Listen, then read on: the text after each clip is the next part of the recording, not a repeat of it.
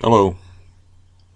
Well, I feel obligated to inform anyone that's been following the whole squatters drama of this morning's events, because this morning is the day that the guys with the guns came. Because as I told my landlord, a machete ain't going to get it done. You need somebody to come here with a gun and the authority to use it to get these people out of here. And I knew that I saw no signs of them moving anything out of here as of last night when I talked to the landlord, and I was like, do these people know what's up? Do they know what's coming? And he was like, oh yeah, I talked to her and they know that we're going to be there at 10 o'clock in the morning to kick them out. So I took some Doxepin last night to help me sleep, and I woke up at 9:30 in the morning to all kind of noise.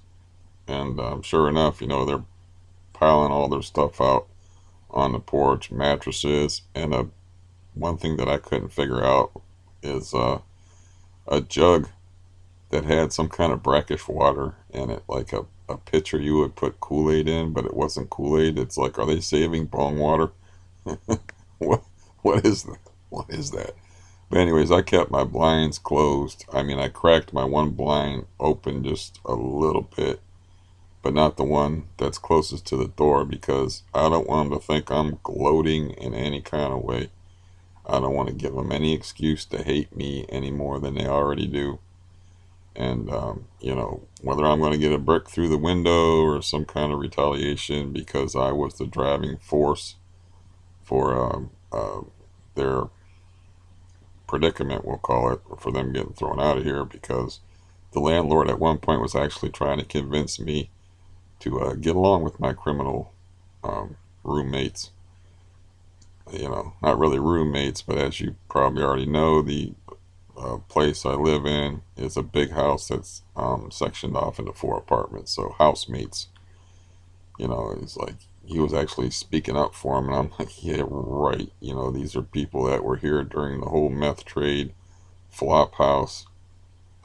We've had things stolen. The neighbors have had things stolen. The guy next door over this way, he actually is just gone. He moved because he had an 8-month pregnant wife and two kids, and he was like, this neighborhood sucks. I found out that one day when I talked to him that he hates my landlord, and he's like, this has been 5 years of this shit. He's just, because I informed him, like, they're going to be gone, and he was like, difference doesn't make. It's like he's going to move another scumbag in here, drug dealing piece of shit. I'm like, whoa, whoa, because I didn't know he had all that in him. And he had a point, but yeah, my voice is messed up this morning.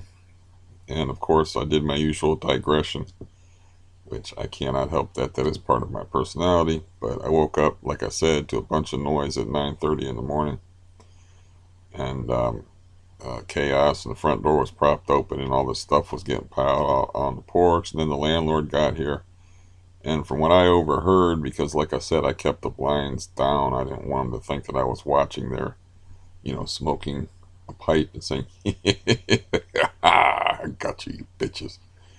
I didn't want them to think nothing like that. So, what I overheard was her actually being cordial to the landlord and said, "Thank you. You've been great through all this," is what I believe I've heard. And I'm like, okay. And then I heard the sound of a drill, which is him. Uh, I don't exactly know how they do it, but it was him bolting the apartment shut or lock. I'm not a mechanical person at all. So, anyways, the drill at 10 o'clock was the guy locking him out of the apartment. And then he texted me. Well, he said he knocked on my door, but there was so much noise going on here, I didn't even hear any of it. But I picked up my phone later and turned it on, and he had texted me a couple of times, and he said, I knocked on your door, but you didn't answer, and I want you to keep the lobby door locked at all times, at least for the weekend.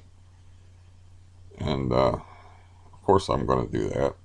So I don't know if they saw me or not, but I actually went out there, and after I read that text and I checked the lock to make sure the front door was locked, and there was a guy like, there's some glass there, and there was a guy, that I was literally 2 feet from, and I'm like, well, I hope you don't see me. I just don't want him to have anything to do with thinking that I'm gleeful, which of course I'm a little bit gleeful over the situation of having them finally gone, but um, you know, I figure I just have to watch my back for a couple of months, and I might get a brick through the window. I did have a weird, how you get uh, weird, crazy thoughts, or at least I do.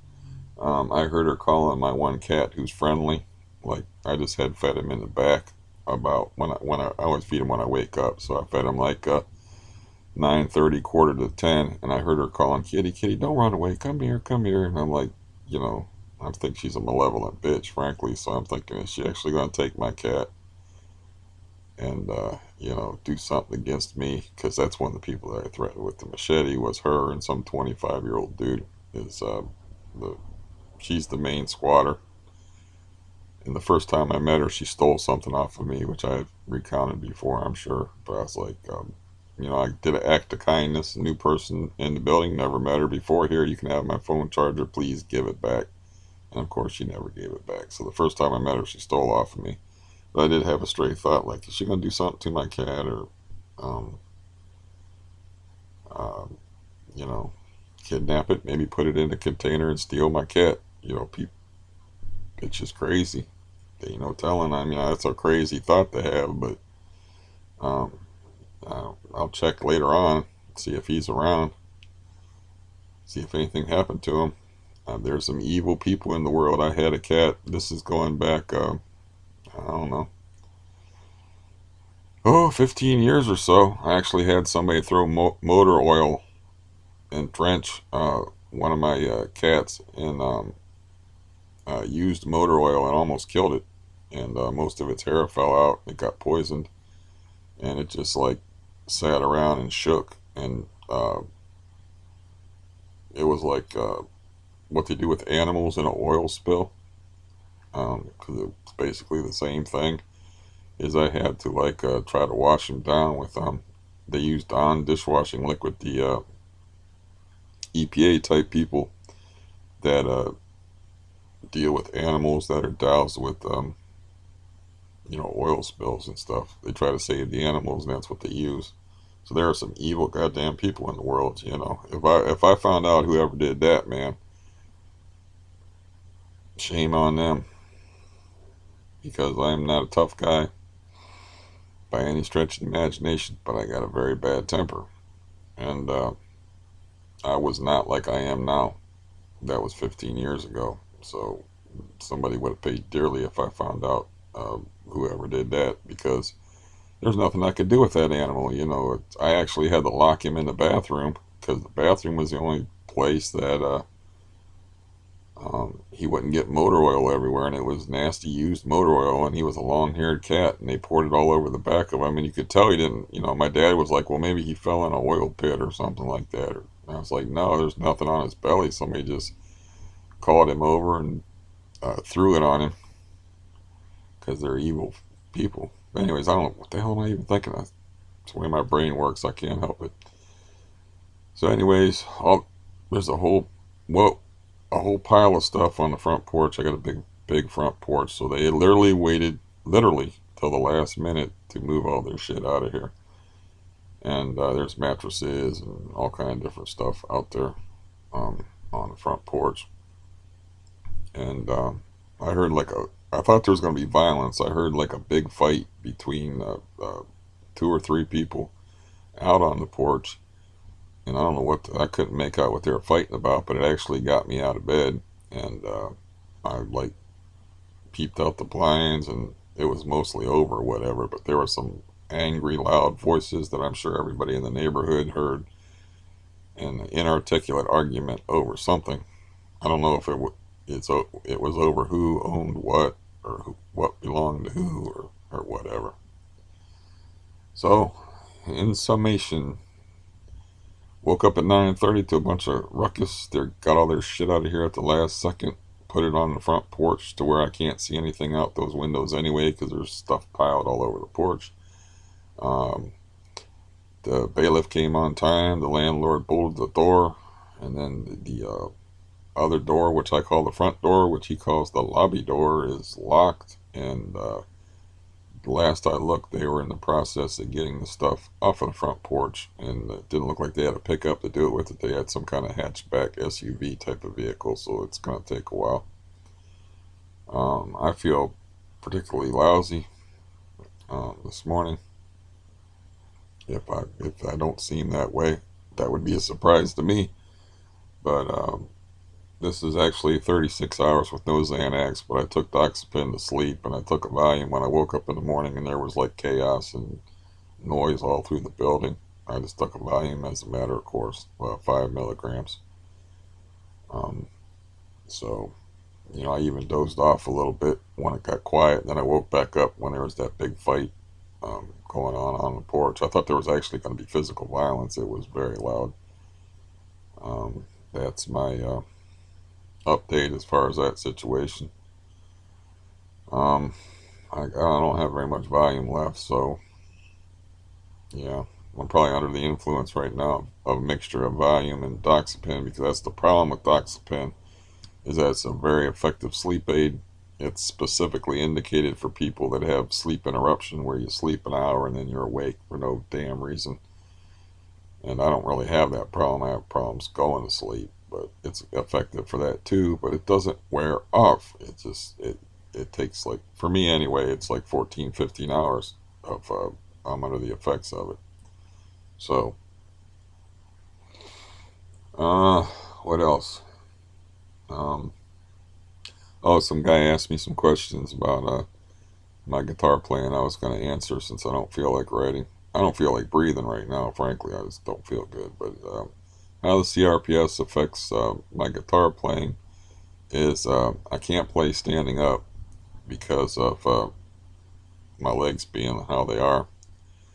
And I can't put the guitar against my stomach. And be, because I play left-handed, and the left side of my stomach is the most hypersensitive part. I got hypersensitivity on the right side, but not near as bad. So I kind of have to prop the guitar at an angle, uh, you know, like up here. Like I put the top horn on. I play Stratocaster style guitars, so I put I sort of like rest I sit and I rest the front horn of the guitar, like right underneath, uh, you know, pectoral muscle, and then slant it away from my body. So yeah, it affects my technique severely. But the main thing that screwed me up as far as playing guitar is, I'll run through it really quickly again, but I've told this story before, and you can fast forward if you heard it already. Is I had a desire to play guitar, and I saw Jimi Hendrix, and Jimi Hendrix plays left-handed. I am right-handed. I do everything right-handed, but Jimmy played left-handed, so I didn't have a guitar. And as a kid, I would pick up brooms or sticks or fishing rods or anything, and I would start air guitaring with them, left-handed like this. And that is actually, it's all Jimi Hendrix's fault. So that's why I chose to be left-handed, is because of Jimi Hendrix. So I actually had a relative named Sandy who was a left-hander for real, and had a left-handed small global acoustic, kind of a piece of crap guitar, but perfectly serviceable. And it's very important, if any guitar aspiring guitar players are listening to it, your first instrument you should have should always be a quality instrument. Always. If you start out playing on a piece of shit guitar, you are setting yourself for all kind of problems, because you got inconsistency in the fretting, and I played on a Harmony electric. Was the first electric I ever played on, and you had to squeeze that thing with a death grip to get the notes to sound clearly. And it's a habit that I still have today, is pressing too hard to make sure that I get the notes to sound with my fret hand. So that's very important. You got don't if you're a parent watching this, uh, don't cheap out. Make sure you get if your kid's really serious about playing guitar, don't get him a first act or some piece of crap guitar. Get him something. Read up on it. Get him something that's a solid instrument. It doesn't have to be a $500 plus instrument. You can get a quality instrument for $175, $200. Um, I bought this is 1996, but I bought a brand new Stratocaster in 1976 for 1996.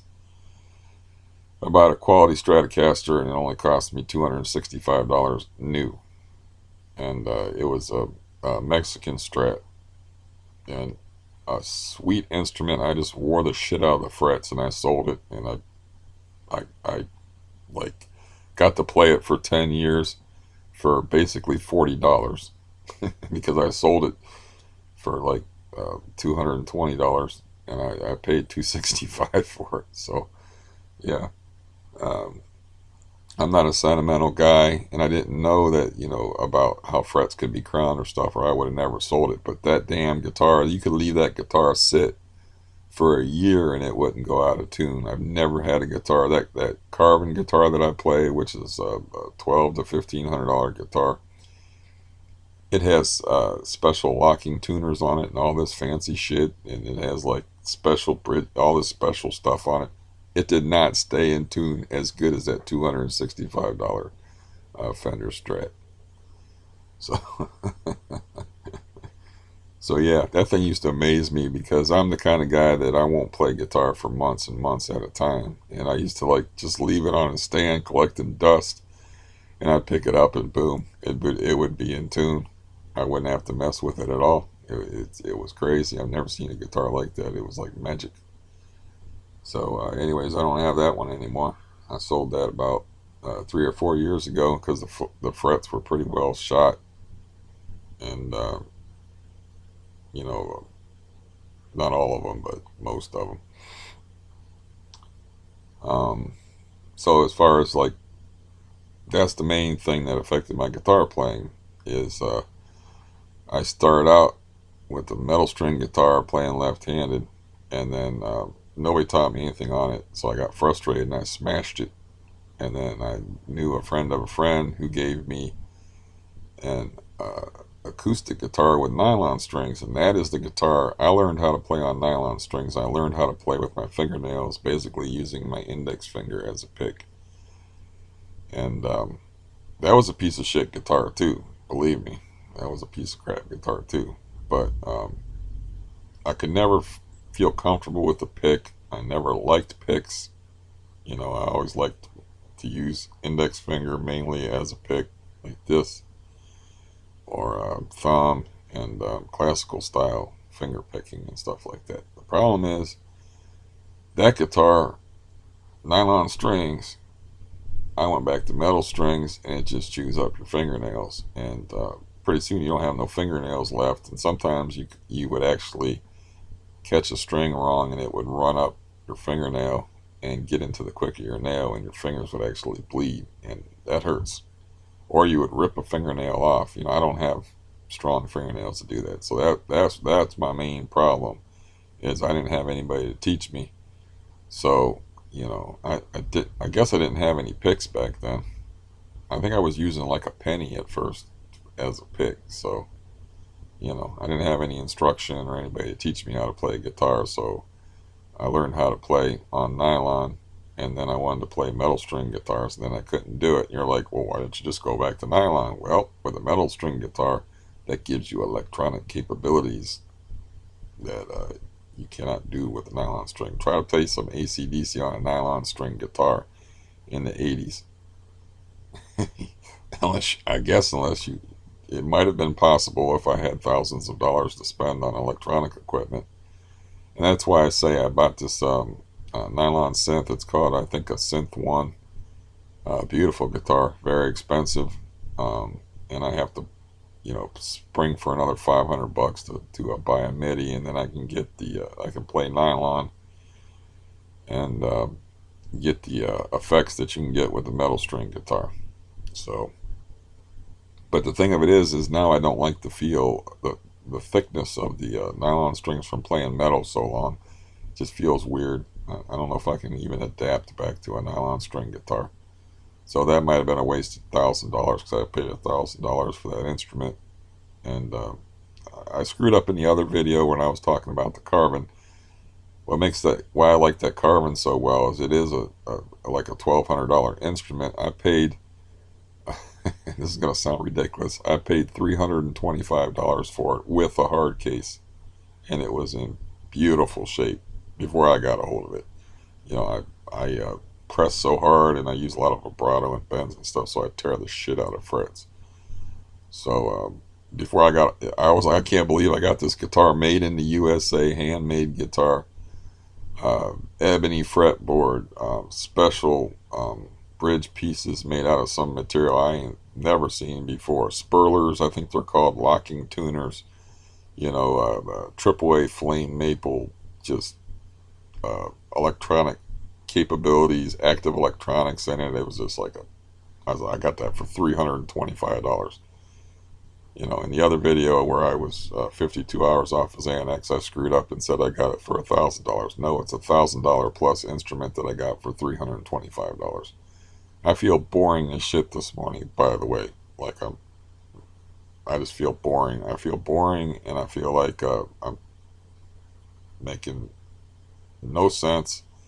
And I think it's because I haven't had any Xanax for 36 hours, and as you probably know, I relapsed, and I've been taking Xanax more like 18 hours, and it was like the spread that I was taking on that stuff before. But I feel like my story is fragmented and chaotic and rambling about my problem. But that's my main problems. CRPS, cannot stand up playing a guitar. Never have stood up playing a guitar. When I sit down, I can't hold the guitar against my body. I have to tilt it away from my body, and I'm not hypersensitive where my arm is right here, so that's where I put the horn of the guitar, and I tilt it away from my body, and that makes me play at a weird angle. And but the main problem I have is learning, not having a teacher, and teaching myself and learning how to play with my fingernails on a nylon string guitar. And then when I go back to metal, it eats up your fingernails, and like a lot of times I have to wait to play. I used up my thumbnail. It's like I gotta wait till I grow a new thumbnail. It would be this thumbnail. I got a nice long one on there now, but I haven't been playing. But that's what I use to play with, is my thumbnail, and I'll use my fingernails. This is my pick hand. So that should answer that fellow's questions. As far as like playing to a metronome or drum beat or anything like that, no, I've never done anything like that. I've been told that my sense of timing is not good by a guy who was a drummer. He's like, you need a drummer, or you need like a metronome. But once I figured out that my ears weren't very good with guitar, that like it wasn't easy for me to hear something and then copy it. It's like I can hear when something's wrong, but I can't, like, okay, I want to do this on a guitar. So what I do is I use theory, and I use my knowledge of the fretboard, because I know all the notes on the fretboard and follow scale patterns, and then I play in the patterns until I find something that's a cool riff or a cool pattern. And I'll be like, okay, and then I build off of it. Like I think I demonstrated in one of my videos. It's like, well, I made this up stoned, and it's like a 15-second elaborate riff, mind you, but a 15-second riff, and I turned it into a 5, just because of what musical knowledge I do have, which is limited. I turned it into like a 5 minute 30-second opus, where I was actually just like, well, I can do this with this, and then I can add this, and then, and the only way you can do that and not make it sound like something piecemealed together, and make it sound like it's all continuous and like organic, is to play it and play it and play it, and then you work in different parts. And you're like, well, maybe I can do this. And then you play it, and that's how you make something. And you do a lot of like improvisation, and a lot of it you're like, well, that's neat by itself, but it don't belong, and you gotta throw it out. And so yeah, that's how I play guitar. I actually sent a video to a guitar buddy of mine. I explained to him uh, how my thought process and creative process works, because this guy, god damn it, if I had his hands and his technique, the things that I could do, oh my god. But I've tried every way. I like have two guitar buddies, and I even bought them guitars. I just got this. This is a long story that I don't need to tell. So, but I ended up with two guitars when I wanted to buy one guitar, and it's because this pawn shop in Texas sent me the wrong guitar, and I'm like, well, I kind of like this guitar, but I'll tell you what, I'll keep this guitar. You send me the guitar you were supposed to send me at half price, and we'll call it a deal. So I got like two guitars for $250 or something like that. And I was like, well, I'll give one to my one friend and one to my other friend, and I'll put the notes on the fretboard, because I'm trying to communicate with them. They don't understand the purpose of notes. Notes is a language. So you can tell somebody, this is in the key of E. And yeah, instead of saying like, they're using like tablature and like string designation. So it's really awkward.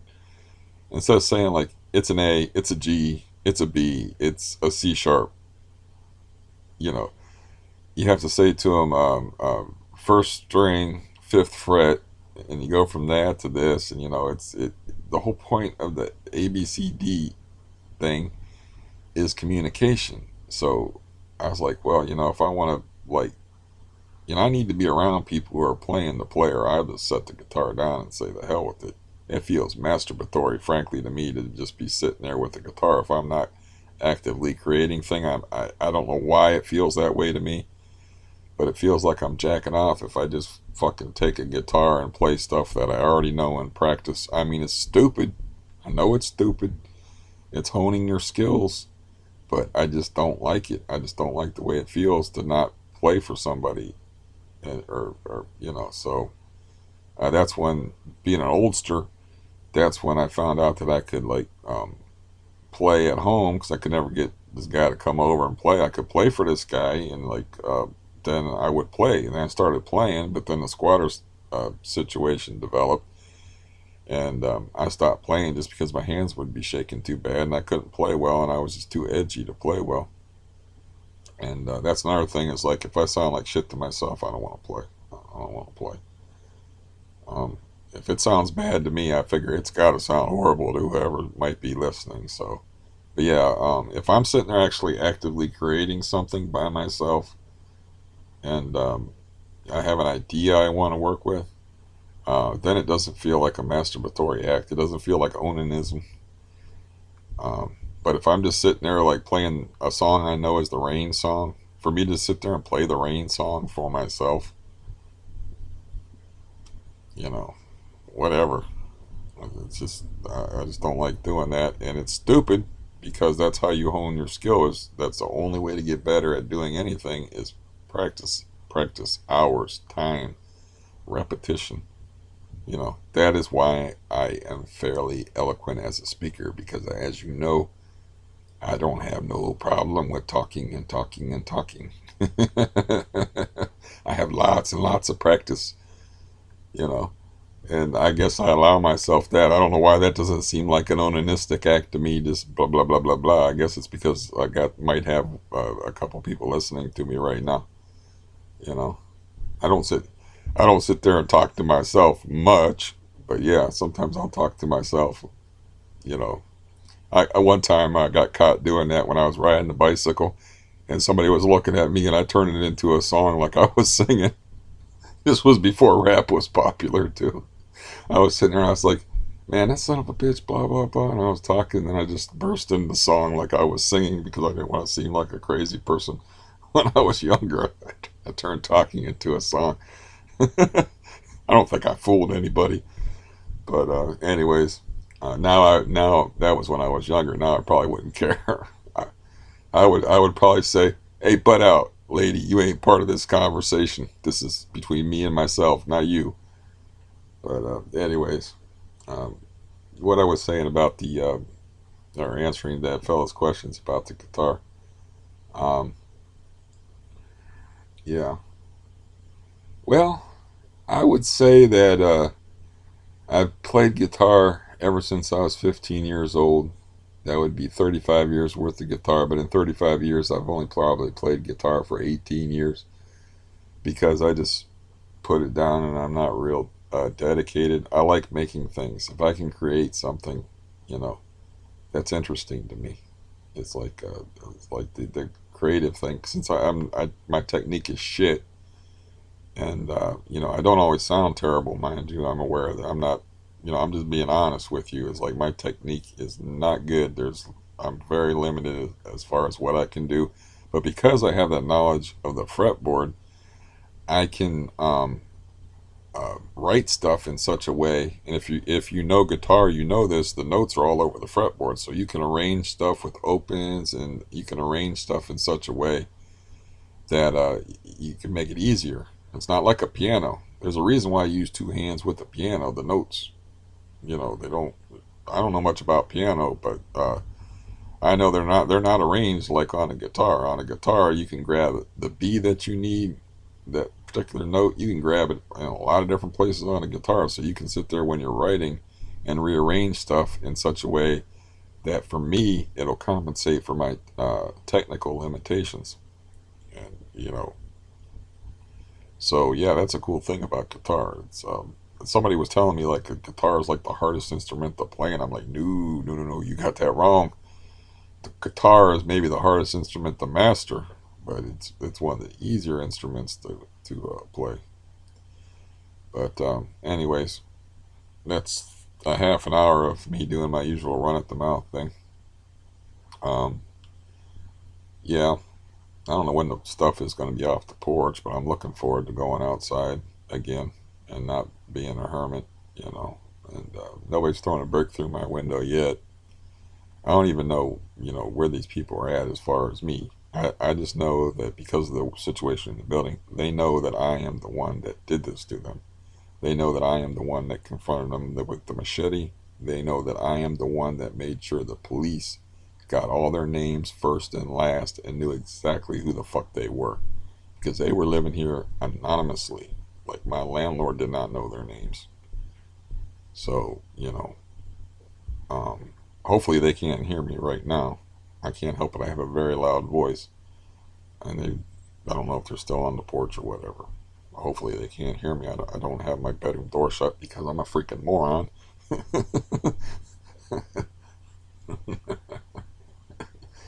But yeah, um, I just have to watch my back. The thing that I might say, ask the landlord, can you take the garbage out for me, please? Because that is one regular scheduled thing that I do, is take the garbage out. And you got to be pretty dedicated to get revenge to actually stalk somebody and know their habits. But they already know my habits in that regard. They know that every Wednesday morning before 12 noon, I am taking the garbage out, and I am outside, and I am vulnerable. So unless I want to go out there with a machete, which I don't, looking, people in the neighborhood think I'm crazy enough. Probably, I might ask the landlord to put the garbage out for me for a few weeks. And if it's somebody that's like my dad, like I was telling, I think I was telling my therapist yesterday, I was like, with my dad, there's no statute of limitations. Like he used to say that if he felt that somebody wronged him, he didn't care how long it took, he was going to get back at him.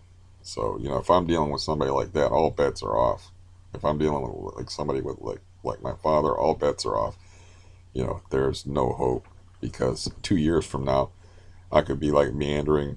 I could be walking to the speedway uh, and get jumped the fuck beat out of me over what happened, transpired here. that could happen like 2 years down the road. But you can't account for that kind of psychopathy. So I have to think of them as regular people that where time wounds all heals, and time heals all wounds. So I have to think of it that way, like that they'll forget all about me. They won't. I don't think they'll forget. Somebody waving a machete at them like I did and tell them you don't know who you're fucking with. I don't think they'll forget that. Those two people, but they won't associate it with anger and retribution and revenge. Hopefully. So, but um, man, that's the outline of my summer, though, man. The outline of my summer is May. I started seeing drug deals here in the whole month of May. Roofers here working 7 o'clock in the morning. So, there's roofers, there's dirt, there's shingles being thrown off the roof for the whole month of May. June, nothing but cops. The meth trade starts to flourish. The cookhouse is open across the street, and the leaseholder gets thrown in jail for breaking and entering, and the flop house situation developed in June, and after that, the squatter situation. That was the first set of squatters. July 4th is when I called the police. July 6th is when the meth cookhouse got shut down, and the meth cookhouse getting shut down meant that the first set of squatters got the fuck out of Dodge and were gone. Now, squatter set number two moved in. Second set of squatters moved in, and they are the people that are. I'm hearing them right now talking outside. Actually, you probably can't hear them because it's pretty distant. But so that was July, and July was me badgering the landlord into forcing the eviction, and he finally filed the eviction papers July 30th, and August 15th was the court date, and today is the 31st, and that is the so-called set-out date where they bring the bailiff and the guy with the gun. And so that is the outline of my summer, and boy, it's been a joy. Been lots of fun. Been great. So, anyways, yeah, that's 36 minutes. I had an idea. One thing's I've liked the song Bridge of Sighs, but I find it redundant, and I realize this isn't very good what I'm about to play for you, and hopefully the volume won't be too intense. But I've been trying to do something with it because I want that goddamn song to go somewhere.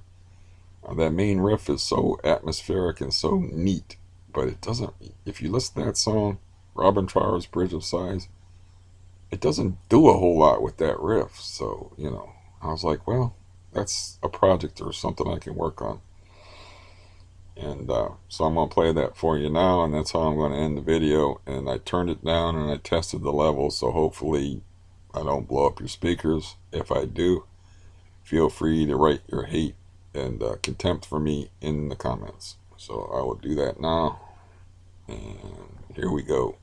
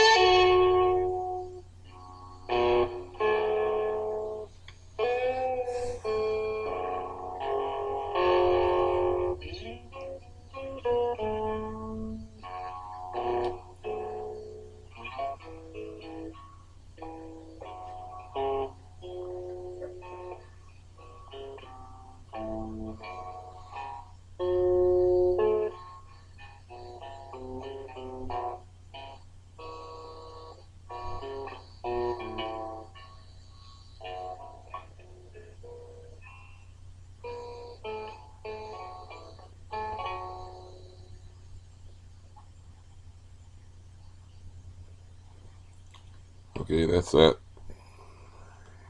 Anyways, I didn't get very far as experimenting with that or trying to make that go somewhere. It's was much. There might be a reason why they were trapped in that riff. Yeah, I mean, there's other guitar parts to the song, but they kind of like don't go along with the riff. They just kind of like there's a few parts here and there. As my one friend who analyzed the song said, it's kind of simplistic. I was like, well, yeah, simplicity is pretty awesome sometimes, though. But yeah, I forgot I was going to mention a word about my own personal fear of intimacy. So I do not, um, I will share myself on here and tell my silly stories and be like pretty much dead honest about anything I'm willing to talk about. But I do not go from video to phone to Skype or anything like that. I'm not on here for that. I will talk to anybody on the computer in print. Anybody that wants to talk to me, that's fine. We can have like a back and forth writing relationship on the computer, but I've had bad experiences in life, and that's got nothing to do with you. That has to do with me, and plus I'm in a fragile state now with the going through with the withdrawal. So the last thing I need is any more emotional drama. And if you know me enough from my videos, you know that my family gives me enough emotional drama. You know, I'll give you an example and leave the. I will leave the principals unnamed, but okay, I need a ride somewhere. It's literally 3 minutes from my house, but I can't walk anywhere. So I need a ride to pain management, and it's 3 to 5 minute ride, right?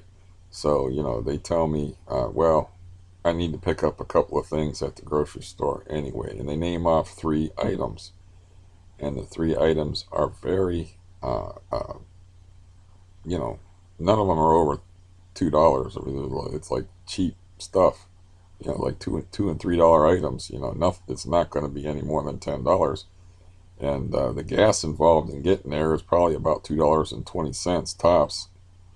But people should be paid for their time or whatever. So I was cool with it. I was like, okay, I got. They used to call them food stamps, but I got a very small food supplement thing because I'm a very poor person on disability.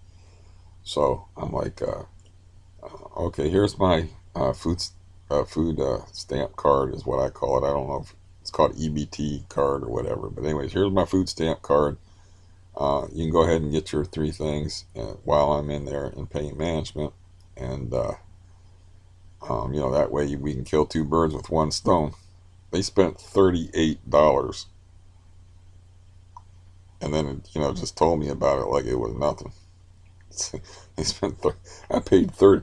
I could have paid 2 taxi cab fares. I could have went there in a taxi twice for that amount of money. And they were just like. And then they gave me a 20 and expected me to call it good. And I'm like, well, that was $18 for a 3 to 5 minute ride. And and then people kind of want to play it both ways too. They want that coin, but they want to act like they're doing you a favor at the same time. So they're like, so you thank them, and you're like, well, thanks, I really appreciate this or whatever, and then you end up like $10 or $20 lighter before you get out of the fucking vehicle. In this case, $38 lighter. So yeah, that's the kind of drama or nonsense that I got going on while I got all my physical issues and my withdrawal issues and stuff. So I don't need any emotional attachment to anybody on the internet. I'm sorry. Uh, I reached out to people before, specifically, and yeah, I'm happy to listen to anybody's problems. I'm happy to write and stuff like that. But when it gets too personal, man, I'm going to shut you down. That's just the way it is.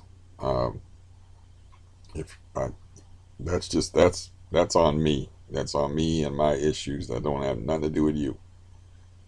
So Like I said, I'm happy to talk to anybody on print. I'm happy to talk to anybody on the internet. I love to talk, as we know, and I love to write. So, but when it comes to phone numbers and Skyping and emails and all that stuff, I mean, I can't do that. I won't. I won't do that. So I just had to put that disclaimer on there. I did want to end with the. I don't, it's probably gonna sound like crap anyway because it's gonna be like a third generation recording. I recorded it with a pedal, and then I recorded it with a computer, and now I'm recording it with another computer with a camera. So it's like a third generation. So it probably sounds like crap anyway. But that's the kind of thing I like to do with guitar is like try to write and experiment. Sometimes like with the Holland Wolf riff that I made a, a blues song out of using pretty standard riffs. Frankly, you know those were all very derivative, not very original. Just maybe the way I arranged them was original. But anyways, what I wanted to say is I wanted to end on the Bridge of Sighs thing on a more positive note. But I have to mention that thing about my intimacy issues. I'm happy, I'm happy to be honest on here and to be myself on here. And some people like that. I don't get a lot of viewers, because I don't give a fuck about presentation, and I know that I am not. Uh, yeah, I'm not no Brad Pitt, and so people ain't gonna look at me and say, just to look at me. They're gonna have to hear me and hear what I have to say. So if they find that interesting, that's cool. But I look on. I guess they have analytics and stuff now on uh, uh, in your video manager thing, and like my average watch time is like 2 minutes and 23 seconds. So I know that I do the same thing. Like I said, if I clicked on a video of some random shirtless hillbilly looking toothless motherfucker talking about his problems, I click off of that thing too. So I don't hold that against nobody, you know.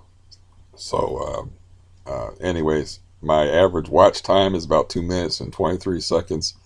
The average length of my videos are probably in the 40-minute range. This one's 47 minutes, and god damn it, that's enough. But something about talking on here actually puts me in a good mood. I don't know why. So, selfish bastard that I am, that's why I do this, is like, at first I needed an outlet. I wanted to record my withdrawal thing. And it's kind of funny. I looked at one of my older videos, and it's like my dumb ass. I thought in April this shit was going to be over. I was like, I think I might be like off of Al Praise Alon by April. Here we are in August, and my dose is the same as it was at the end of April. I didn't realize that, that it's one thing if you have a perfect environment and tons of support and very good luck to withdraw off of a substance that you're physically dependent on. It's quite another if you have people raking you for $38, if you have people criticizing you, if you have shit water coming through your ceiling, if you have difficult appointments to make, if you have to have oral surgery, if you have drug dealers, if you're involved with the police, if you're facing down criminals with machetes, if you're worried about people throwing bricks through your window. Need I go on? So yeah, uh, naively, back in April, I thought, I'll be done with this in May. By May, I won't be taking this Xanax stuff anymore. And hey, all I can do, like I have a video on here that I looked at last night just because I couldn't sleep. It's Benzo Bill reads a book, and it's about a book called The Last Algonquin, and the character in it, his life philosophy is his only job is to stay alive and endure. And it's like that's it. Whatever happened to him, he believed in God. Whatever happened to him, it wasn't his job to question what God dealt him. Or since he was a Native American Algonquin, whatever Teaching Manitou dealt him, it wasn't his job to worry about why Teaching Manitou like to play little jokes on him, like, I don't know, leaving him alone and having his family die, and leaving him alone for as the last of his people for decades. Wasn't his job to worry about, you know, that's God's business. That's Teaching Manitou's business. His only job was to survive and endure, and that is what I've been doing through my litany of woes for the last few months. So there, we're at the 50-minute mark. That 50 minute, that's 50 minutes of noise. So anyways, so now you know. What do you know? I don't know. You know that I have a large mouth and can't shut up. That's what you know. Anyways, I wish you all the best as always. Goodbye.